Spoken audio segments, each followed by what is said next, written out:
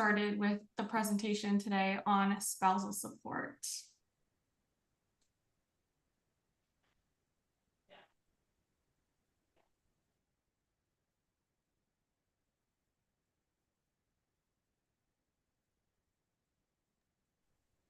Okay, I hope everyone is doing well. Thank you so much for joining us today on Family Law Now After Hours. Today's topic is spousal support. Who pays, how much, and how long? Spousal support is one of the most common and often most stressful financial issues in separation and divorce.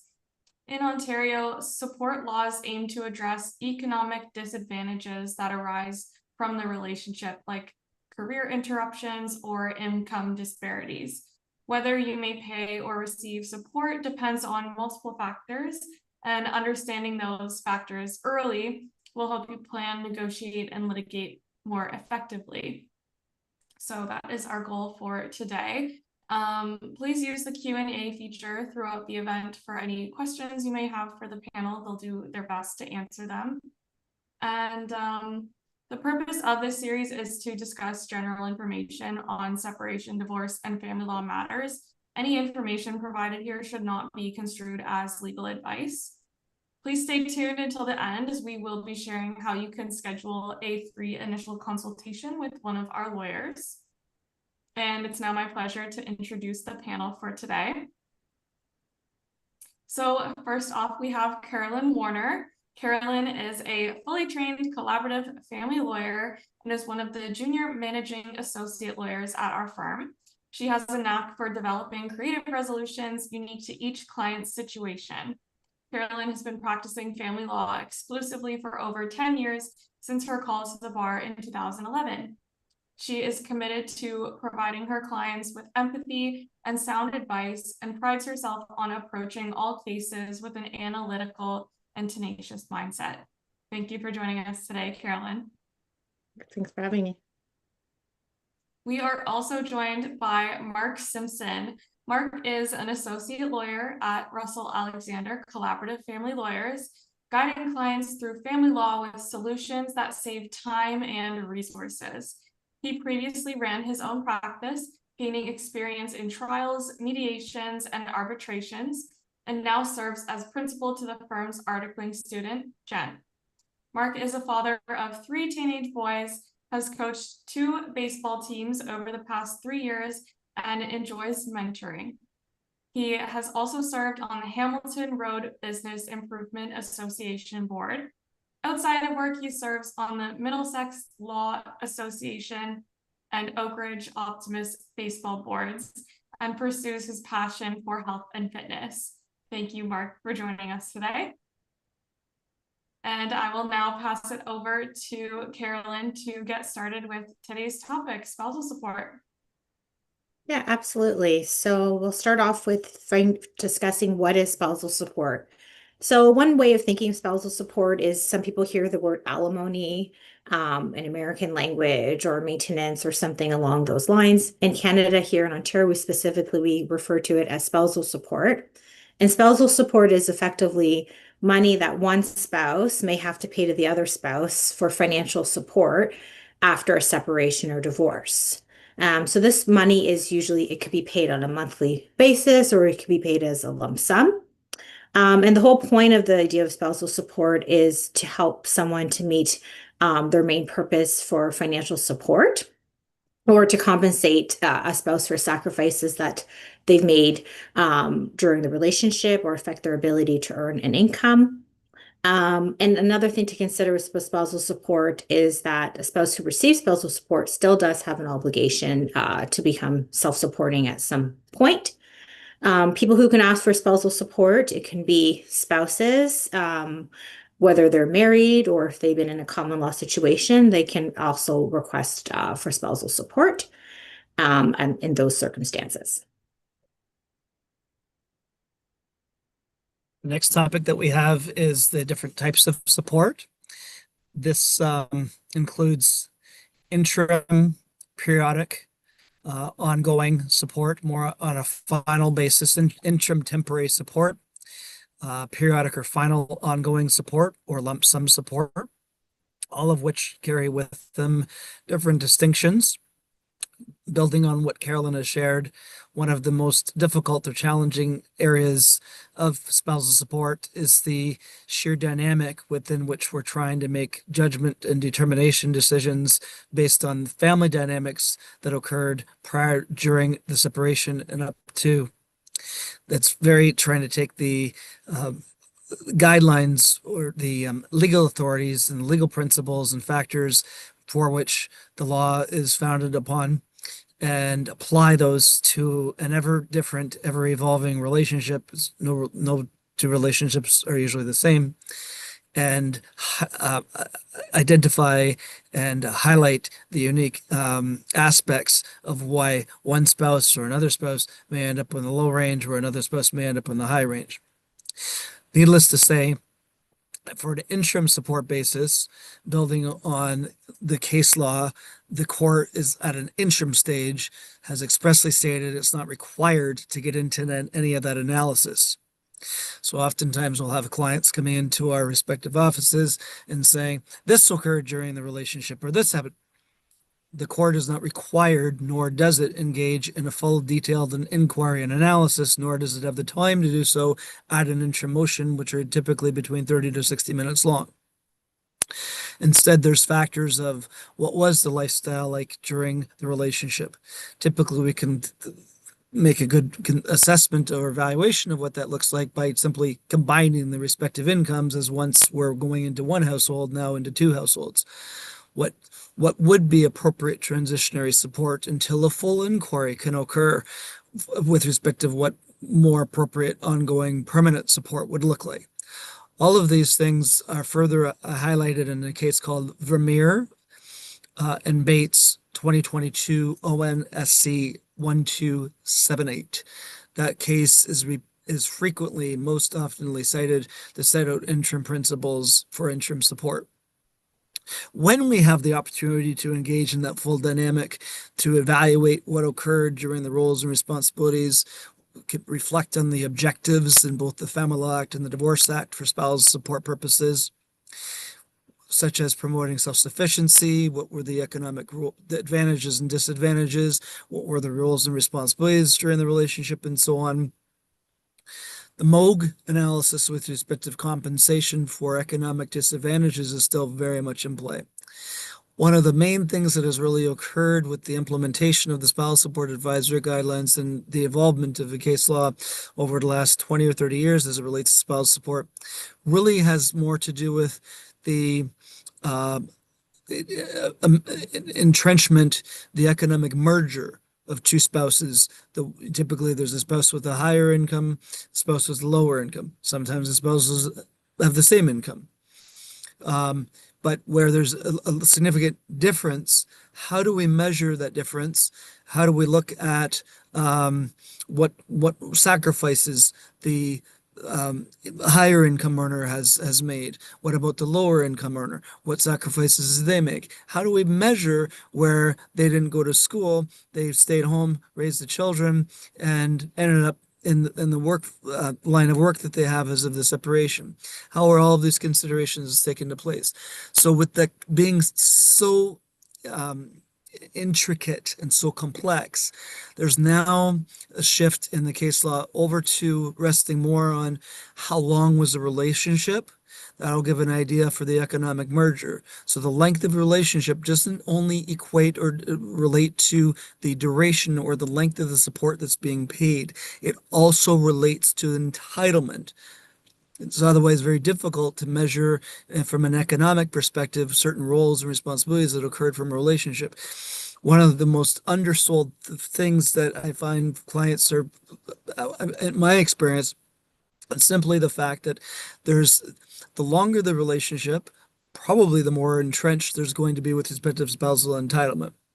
Finally, another aspect of spousal, or another type of spousal support, is lump sum spousal support. Respective lump sum spousal support, just briefly, we look at certain things as is there security for the payment of support?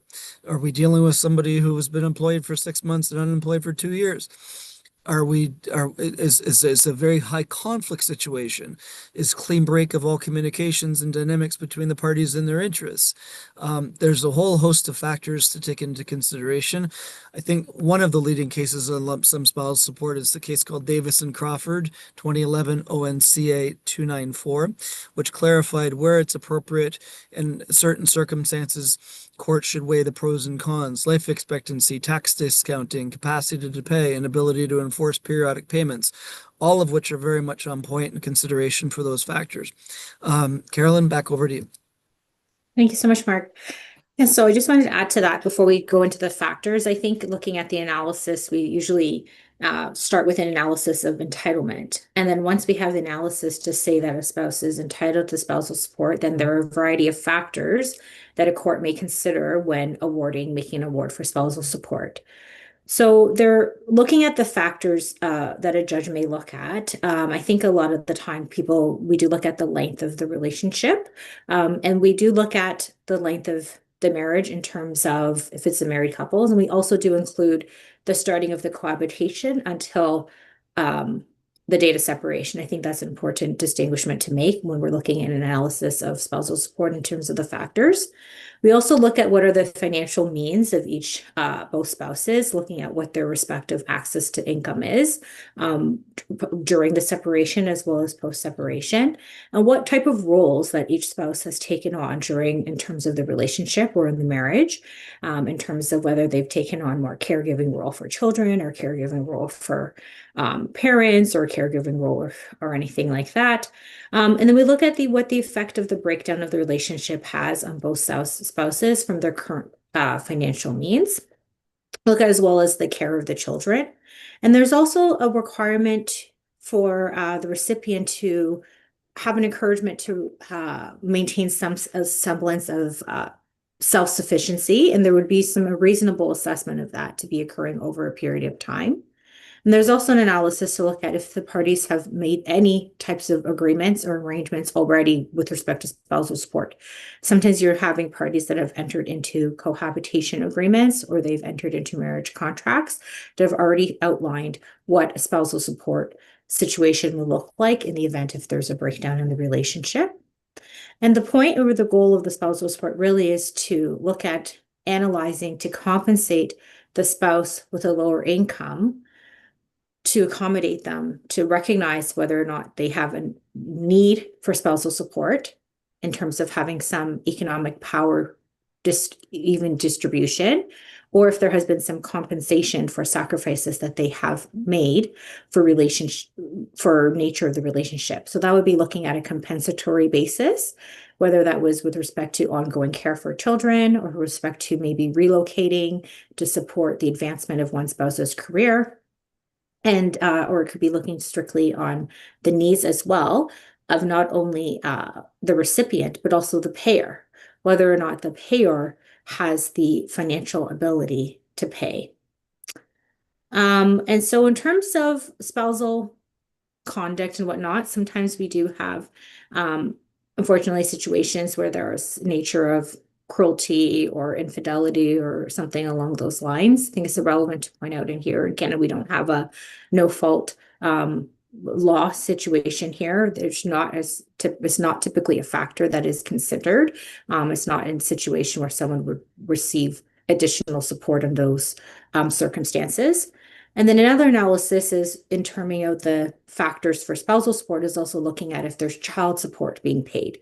So when we look at the spousal support advisory guidelines, there is a with child support formula where there's analysis of looking what spousal support will look like if there's child support being paid.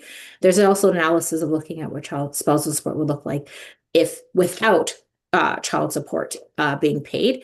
And then there's some situations where there's a hybrid of that as well. So at the beginning of the separation, there may be with child support. Then as time goes on, there might be an analysis where now there is a without child support, spousal support analysis that needs to be made. So turn it over to you to go over the guidelines, Mark. Wonderful. Thank you. The guidelines, and speaking of which, of course, are not rigid, locked in law, but they're guidelines, meaning if we are to go outside of the low, mid, and high ranges for any reason whatsoever, then an explanation is necessary, at least at the court level. Spouses, of course, are obviously entitled to fairly with counsel in an appropriate negotiated contract, come up with their own agreement. And if you wish to go lower than low or higher than high, it's completely up to you. But obviously, if that agreement were to end up being challenged for it being not in accordance with the expectations and the objectives of the legislation and the law, then that may be one subset of an area that might potentially be dealt with from risk exposure if that agreement were ever challenged or sought to be set aside. As a starting point with the spousal support advisory guidelines starts from the date of cohabitation, not the date of marriage. From the date of cohabitation to the date of the relationship is the total length of time that we input into the calculation. We'd also put into the calculation, as a result of there being something called the Rule of 65, the recipient's age on separation. You guessed it, if the total of the length of the relationship plus the total of the recipient's age and separation is 65 or more, then it's indefinite support. Doesn't matter if it was a 2-year relationship for two spouses who are in the 60s. If the if we get that completed, the next step is that we have the respective incomes. Now, incomes and the source of incomes are going to vary. And this is where family law lawyers strive to do the best they can with respect to getting the disclosures that are necessary and appropriate in order for us to get as accurate work completed as possible. So the accuracy of the incomes can be contingent or dependent upon information such as bonuses and dividends. If there's imputed income issues, all of these are to be taken into consideration. If there's any inadequate disclosure, or the disclosure with respect to determining either the spouse's incomes is not precise, then that's obviously going to have an impact on the outcomes of the calculations and the outputs. One of the issues that comes up from time to time is the overlap between spousal support and equalization. Some spouses have the view that an equalization payment is to be taken into consideration, such as means. It's very important to look at it from a bird's eye level. It's an equalization payment for a reason. It means both spouses have the same amount of property worth and property value. It'd be a little bit unfair to attribute some of that equalization payment as means to one spouse if we're not also doing the same to the other spouse. If we were to look at some sort of practical calculation process to use as a possible rough checklist, I think one, I would look at first getting the disclosures necessary to establish reliable incomes. That includes, but not limited to, collecting tax returns, notices of assessments, all the T-slips, if there's corporations or self-employed businesses. Self-employed businesses will obviously open up the scope into certain appropriate disclosure. Corporations, I would say the same.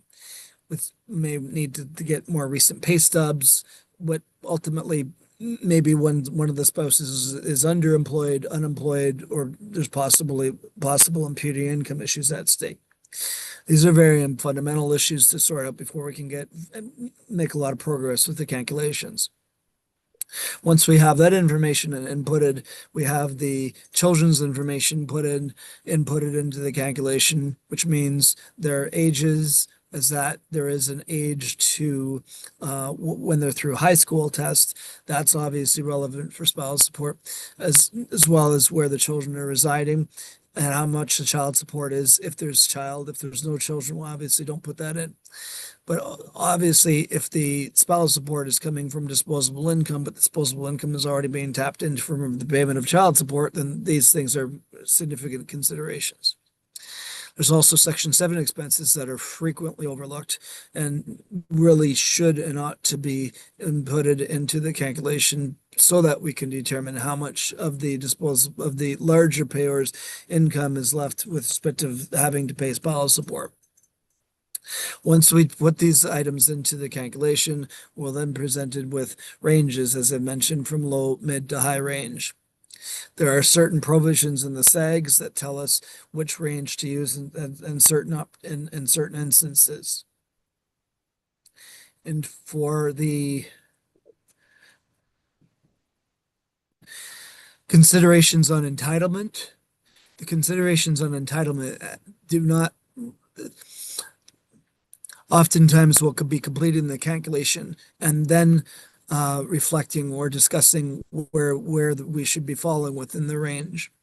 It's typically a lot easier to have discussions about the strength of the entitlement or the basis of entitlement, if it's compensatory or non-compensatory, any considerations of health or age. What about the self-sufficiency timeline?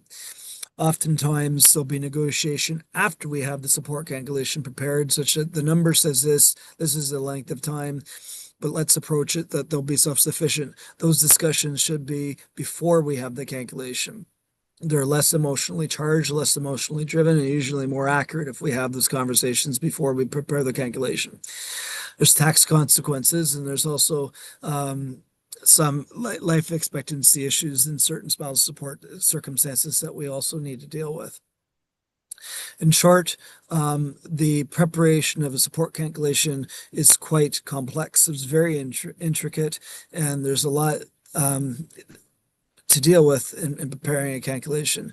That's why my suggestion is that before signing off any agreement or agreeing with the other spouse with respect to what spousal support should be paid, we strongly recommend that you speak with one of the lawyers at Russell Alexander. Carolyn, back over to you. Thank you. Thanks for sharing that. I think it just goes to show that looking at the guidelines, spousal support is definitely, as Stephanie pointed out, one of the most complicated areas of family law. And this also leads to the issue of the duration of spousal support payments as well. It can be a very complicated topic to digest. So there is some sort of standard where people look at the length of the start of the cohabitation to the date of separation. And what the guidelines typically look at is that you look at what would be 50% of the months or years equated for the entire duration of the relationship. So from start of cohabitation until date of separation, until the full amount of the months or years equated for the entire relationship from the start of cohabitation to date of separation. So that's sort of this lens that we do start the analysis for what the duration could look like. But the duration is definitely based on the facts of the case, as well as looking at the length of the time of the relationship, as well as what's important is the ages of the parties at the time of separation, in particular, the age of the proposed recipient of spousal support at the age of the separation. There is a case where they specifically outlined that we're looking specifically is that the age of the recipient at the time of the separation, not at the time of a trial or a motion or anything like that, because sometimes in litigation, it can take months or years to actually get to a motion or to get to a trial. So we're looking at the age at the time of the separation. So Mark did touch a little bit about the rule of 65. And so what the principle with the rule of 65 is looking at the age of the proposed recipient at separation plus the years of the relationship. So in particular, if the recipient is 45 years old at the time of separation and the relationship is a 25-year relationship, then at that point you would have 70. That would mean that they would qualify under the rule of 65. And the principle looking at the rule of 65 is whether or not we're going to have a triggering of the word indefinite spousal support in terms of duration. And people get very anxious when they see the word indefinite and they wonder, what does that necessarily mean? Or they feel like it means that, am I expected to pay until I die, or what does that look like? And so I think the premise in plain English is to look at is that there's a definite economic blending of the couple as a unit, that there would be no necessary termination of support. It just means that it's something there would be an ongoing obligation to review and see how maybe the circumstances change, what support might look like on a longer term basis. And that could also be looking at factors such as if there's, in the case of married couples, what amount did they receive in terms of maybe there was an equalization of family property, what were done with the assets. It would also be looking at if there was equalization of retirement savings, or et cetera. That's in terms of what we would be analyzing if there was a time of the review. So with respect to the rule of 65, there are a number of cases where it can get tricky for the indefinite, where you have a with child support formula. So in circumstances, this usually comes up in couples that maybe it doesn't trigger the rule 65, but they have young children and they're young at the time of the separation.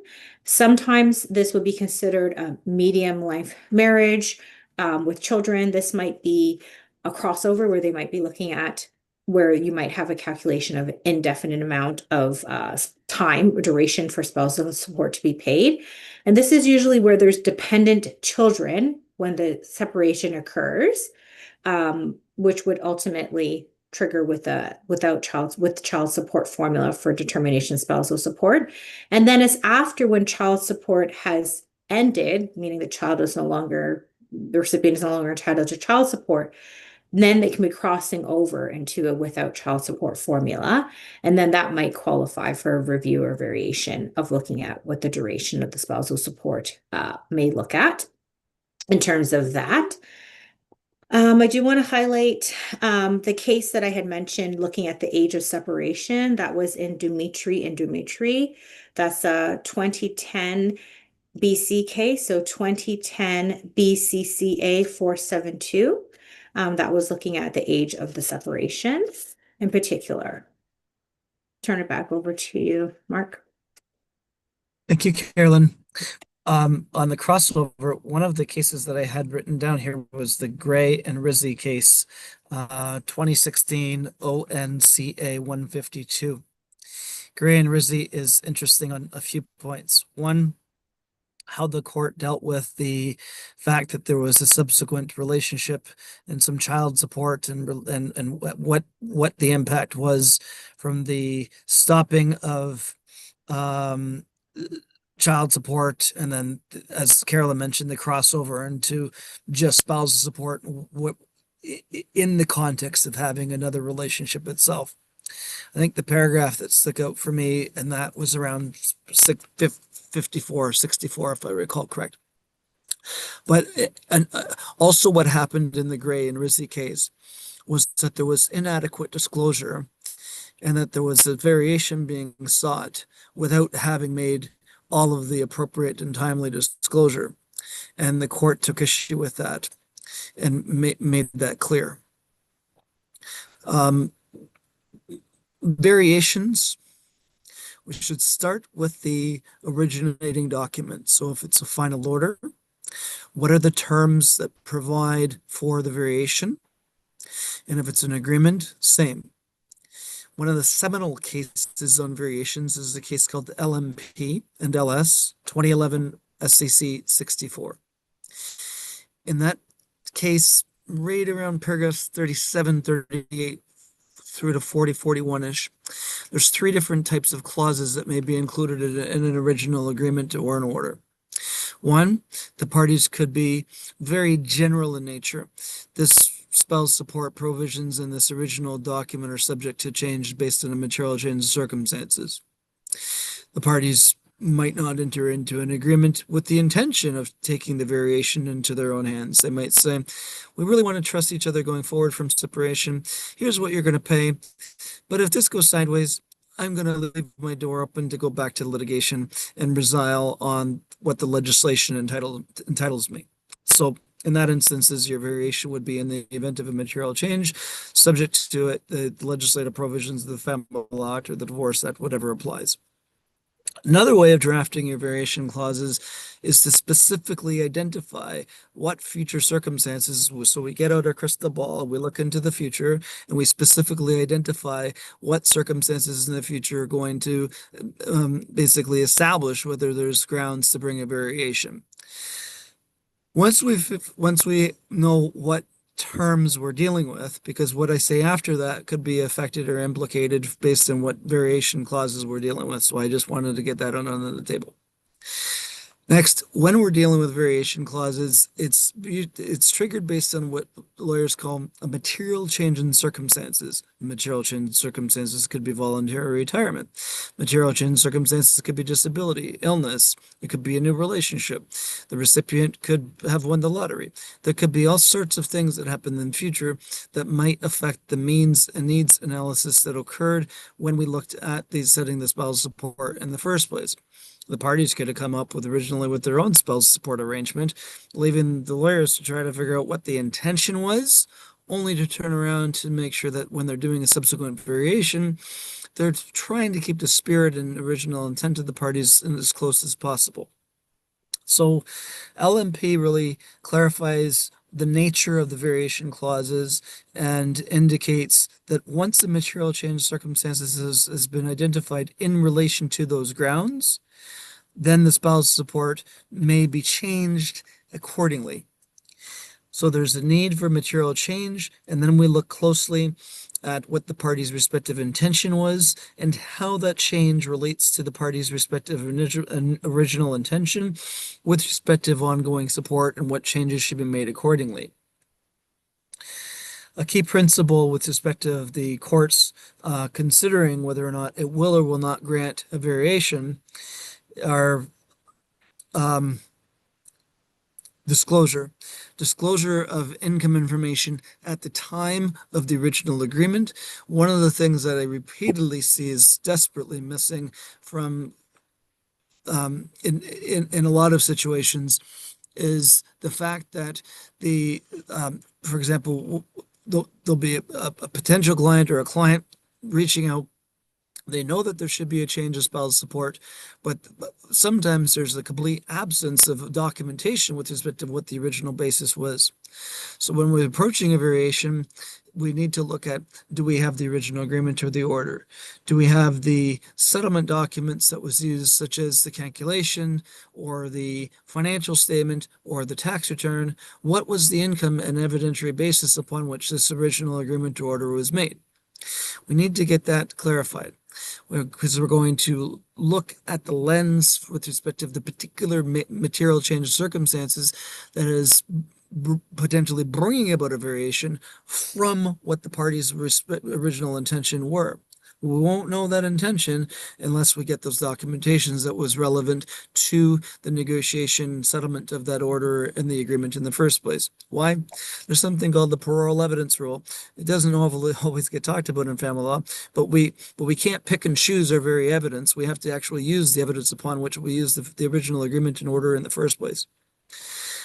Once we get past the disclosure stage, and as we're looking at the next steps in terms of there should be a variation, the support is going to increase or decrease. How that should be played out is going to depend on a number of factors, as I've mentioned. It's going to depend on the party's initial intentions. It's going to depend on basically restructuring.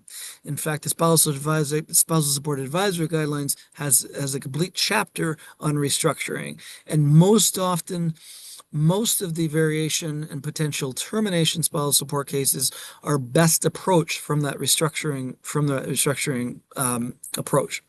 How do we restructure? We go back to our original basis with respect to the agreement or the order. Look at the length. Look at the low monthly on the low range.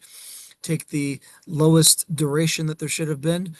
Do the calculation, which is a multiplication. We get a low global amount with respect to what was the minimum of spousal support that should have been paid in the circumstances.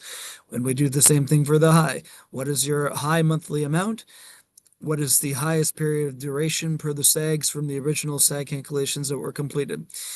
We multiply the high monthly amount by the high number of months to determine our high global.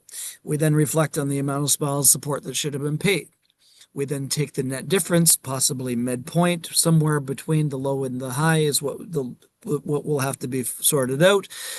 But we apply the amount that's been paid, compare it to those two global figures, and then the conversation for variation and termination can start from there. A lot of time that's spent on variation and termination clauses is probably best simplified if we take into consideration the restructuring approach. That's possibly why there's a whole chapter on it in the SAGs. In terms of any other remarks or comments on variation or termination, in terms of how much or how long, anything of that nature. Again, I think the original starting point from my observations and my practice, I think the original starting point should be emphasized a whole lot more than what it is being. And in terms of how to apply the original starting point to where we are now, to whether or not we can do a variation for 2 or 3 years, ultimately terminate the support, or whether right now is the time to terminate the support, that really comes down to knowing those high and low globals and figuring out where we fall within that range. So that's what I have on variation and termination. Carolyn, and back to you. Thank you, Mark. So we're going to talk a little bit about the tax implications of spousal support. And so this is really looking at whether it's a periodic spousal support. Periodic can be as long as it's set for a particular set of time. Most often you'll see monthly, or sometimes it could be quarterly or bi-monthly or bi-weekly, but it's periodic, consistent amount of support or lump sum spousal support. So typically when we see periodic support, that is taxable for the recipient. So it would be considered income for the recipient or the partner receiving the support, and is tax deductible for the payer or the partner that is making the support payment. But typically, if you have a spousal support that's paid in a lump sum, this is typically not taxable for the recipient, and the payer cannot claim it typically as a tax deduction. And when we're looking at a lump sum spousal support payment, those factors are considered when figuring out the quantum of what a lump sum spousal support payment should be. So in order for a payment to be considered a spousal support payment or support payment for periodic purposes to allow it to be taxable to the recipient or deductible for the payer, it has to be written in an agreement, whether it's in a separation agreement. This could be a temporary separation agreement or interim separation agreement or final separation agreement, or a court order, whether it's an interim court order or a final court order. It has to definitely be written. And it also has to be such that typically is the spouses should be living at different home addresses at the time of a breakdown in terms of that. And if there is a payment for child support, the child support payments have to be up to date. You can't have arrears or amounts of child support outstanding for spousal support to have the tax implications. All child support payments have to be made up to date.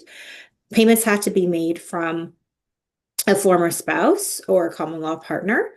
And it has to be made regularly. This is speaking of it periodic. This is commonly seen as monthly, but it could also be quarterly payment. And it's the purpose of it is with the intent that it's helping with the general ideas, cost of living for the former spouse, but it's not, there's no direction of what the payment is made for. The recipient does have full discretion, but then intent is for that purposes. And then it has to also be claimed on the recipient partner's return as well. So sometimes you'll have in separation agreements, we will draft clauses that it will say that both recipient and payer will cooperate with executing any documentation that may be required to allow the payments to be taxable to the recipient and deductible to the payer, where they might agree in particular to assign to the particular tax forms that Canada Revenue Agency puts out that will accept for spousal support payments in order for it to be claimed on the tax returns for both parties. But at the end of the day, it's very clear that it has to be written down into some type of agreement.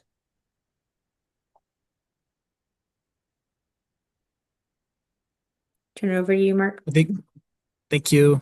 I think essentially what CRA is looking for with respect to the deductibility of the spousal support payments is that they're not ad hoc discretionary payments. Their purposes of the spousal support is to fulfill a specific obligation. So they have the deductibility of the spousal support on a periodic basis, a commitment. It's a money commitment. Somebody is paying on an ongoing specified basis the money to somebody else.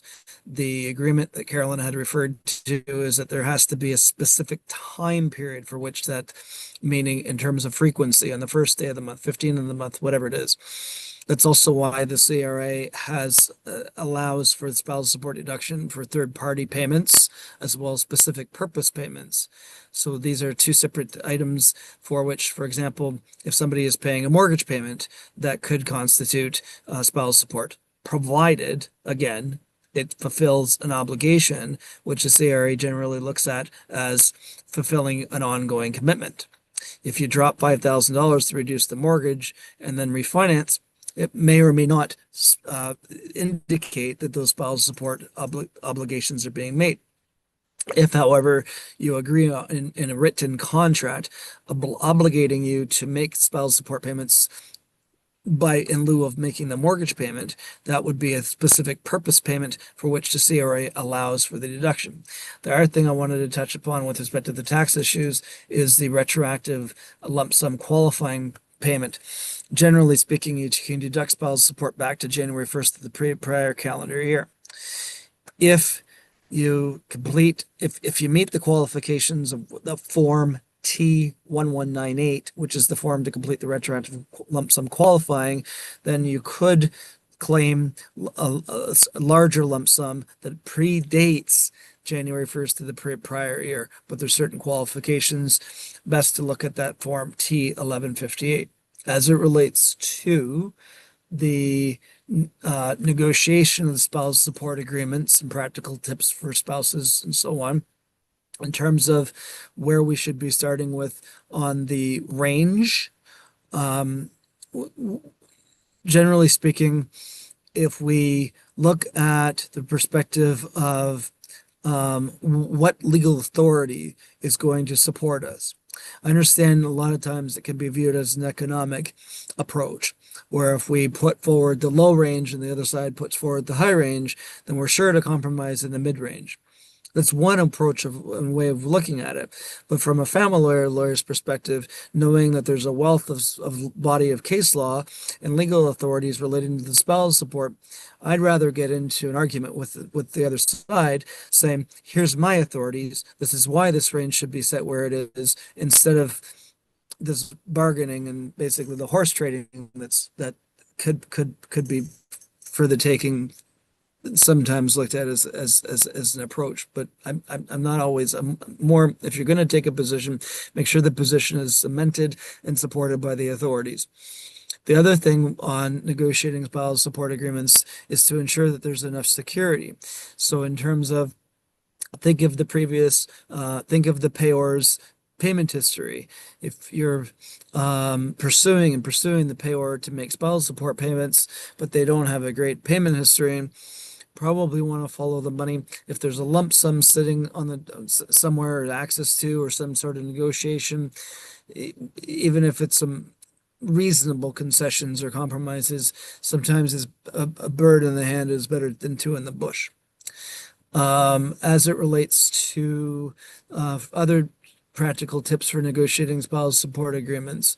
As I mentioned, we want to make sure that we review the draft very carefully. We want to look for variation and termination clauses. We want to look for grounds in which would permit future adjustments, anything that would trigger income disclosures, for example. Up until the Court of Appeal, my understanding is that up until the Court of Appeal decision in Marangeli in early 2000s, there was no implied merited ongoing annual disclosure that a spousal support payer would have to make. Earlier, Carolyn had done an excellent job in emphasizing that it's as of the date of the separation that we take this economic snapshot. If we're on a go-forward basis and we're negotiating an agreement and thinking about including clauses, if you're from the recipient's perspective or the payor's perspective, to seek some sort of ongoing, there's no child support, spousal support only, and we're speaking in terms of having to do this annual obligation for exchange of income information, I would really give one a very, very serious reflection on that approach. There's also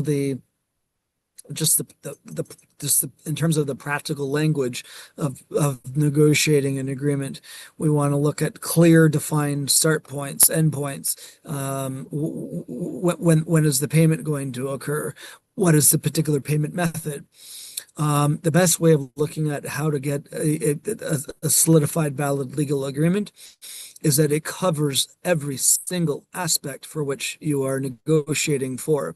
So if you're negotiating the receipt and payment of spousal support, then you would definitely want to make sure that you say in the agreement, how is it going to be paid? When is it going to be paid? Is it going to be paid by check, direct deposit, whatever the case may be? All of these what might seem as different items are all very, very important because they all go and speak to what the parties' expectations and intentions are in arriving at the agreement. Family lawyers at Russell Alexander deal with these issues all the time. We know these issues inside and out. If you're self-represented, you may not. That's why it's beneficial to consult with a lawyer from Russell Alexander. Carolyn, back over to you. Thank you, Mark. So let's talk a little about enforcement. So you've done all the tips that Mark's come up with, and you've negotiated this wonderful spousal support agreement, and you run into issues where the payer is not paying.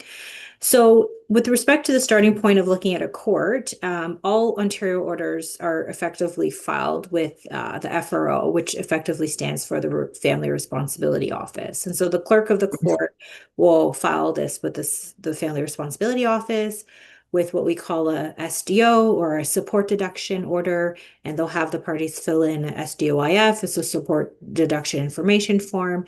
And the point is that the payor will pay the FRO and FRO will pay the recipient. It's a bureaucratic system, but it ensures that payments are typically to be made. Now, you can opt out of the FRO enforcement if you sign a notice of withdrawal, but there's an opportunity if you run into issues that you can obviously reinstate that. There's an administrative fee to have an order reinforced with the FRO. There's also an ability, if you sign a separation agreement, that you can actually take that separation agreement and take it to the court and file it with the court so that the court can also enforce the clauses for the support provisions. Now, as Mark had previously mentioned, it's important when you have the negotiating the terms that it does say the amount and the date of when it's supposed to be paid and on what basis. So if it's on the 1st or the 15th or whatever it is of the month, starting date, and then that will be paid. Typically, you'll say and monthly, each 1st of the month or each 15th of the month thereafter. That is important to have in place. So typically what happens with FRO, what they will do is they might send a support deduction notice to the payer's employer so that payments can be directly remitted from the employer to FRO, which is then later transferred to the recipient. And the employer would be required to make that amount of payment that is owed by the payor directly to them, and they would send it off to FRO, and the FRO would be transferring it to the recipient. So if you have, like I said, if there was a separation agreement, you can also have the FRO enforce that. You would typically do that by filing a Form 26B, which is the affidavit for filing a domestic contract with the court that can be filed with the court. And then once the court has accepted it for filing, you'll get a court assignment number, and then they would have to be completing a registration with FRO package so that FRO can actually take steps to do this. One thing that I do get asked a lot is, well, can you direct FRO on what to do, whether they're going to garnish someone's pay stub or take their tax refunds. Fro has the ability to take away a driver's license suspension. Interesting is that you can't direct Fro or tell Fro how to do their job. They're their own ministry entity, and so they will make their own direction of what tools they will do to have their enforcement mechanism. So some mechanisms that they might use if a payer does fall behind is they could do garnishment of bank accounts. There's also garnishment of any federal or government payments. That could be HST checks, income tax refunds, any other benefits that they might receive from the government can be reported to a credit bureau, also to a professional organization. They can also suspend a driver's license or a passport. They can put liens on a property, also liens on actual real estate property. They can do writs of seizure and sale for personal properties. And there can also there's risk of jail time. So there's also a default hearing proceedings. There's sometimes it's usually a weekend jail or something like that, but they do have the ability to jail people for non-payment of support in those circumstances. Turn it back over to you, Mark. Thank you. Next, I have resources and basically practical guides. If I wasn't a family law lawyer and I was wanting to know some background information on spousal support, and a good friend were to say, look at the following resources, I would anticipate that good friend to tell me to look at the Department of Justice Canada website. The DOJ was instrumental in the publication and circulation of the spousal support advisory guidelines themselves. The DOJ has a fact sheet that I'm noticing here online, which is very, very helpful and sets out all sorts of information that was just on a moment ago. Here it is. It's got posted as a March 2025 spousal support, what it is and everything that we've been speaking about the last 50 minutes. I would also want to know about the CLEO, CLEO, which is an exceptional site. It's called Steps to Justice Family Law. Very plain language steps to help understand the family law issues. It just doesn't give the effect of a lawyer to be negotiating the terms, but at least there's an understanding there. So it helps with the lawyer-client relationship going forward. There is the My Support Calculator, which has a SAG and child support calculator built in. And any government, Ministry of Attorney General, or Department of Justice sites with respect to spousal support would be my go-tos. And I would study and examine these resources and these sites, not look at any other blogs or my friend said this or this happened to my neighbor. You cannot negotiate spousal support based on, well, another couple did this, so we should. Very, very interesting approach, but you want to take the time to educate yourself. If this is overwhelming, a lot of information, you've done as best as you can. We greatly and highly commend you for that dedication to bringing yourself up to speed with spousal support. And all of the lawyers at Russell Alexander, more than capable and very much interested in assisting you from there. So if you found this session quite interesting and helpful, please give your feedback. We greatly appreciate it. Please consider contacting Russell Alexander for purposes of arranging a consultation to discuss with the intake lawyers on spousal support to be assigned to a lawyer to retain with respect to any issues of spousal support. Carolyn, do you have any closing remarks?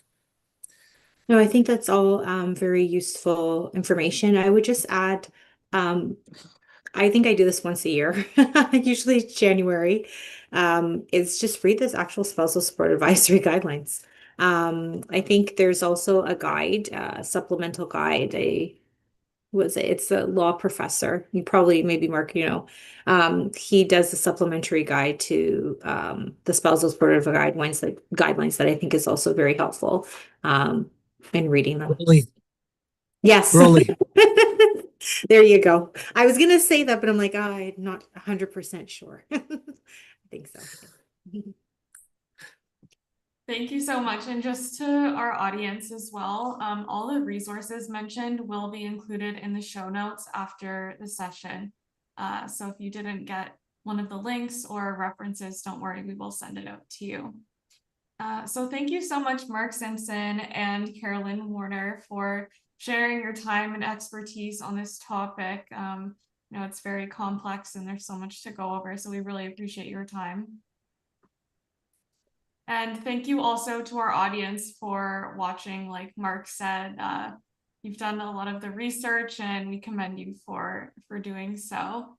So after this session, if you're watching on Zoom, a brief survey will appear in your browser, allowing you to share your comments and suggestions for future topics that you would like us to explore. And your feedback is greatly appreciated. And as we mentioned in the beginning of this session, there is an opportunity for a complimentary consultation with one of our lawyers. So you are welcome to contact our intake team via email. Their email is intake@russellalexander.com. And just mention our after hours series and our team will be happy to schedule an initial consultation for you. Registration is now open as well for our next after hours event on October 14th. This one will be marriage contracts, prenuptial and postnuptial agreements. And you can go to russellalexander.com/familylawnow to register. And that is it for our event today. Once again, thank you so much to our panel and thank you for tuning in to Family Law Now After Hours. Have a great evening, everyone. Thanks, Stephanie and Carolyn.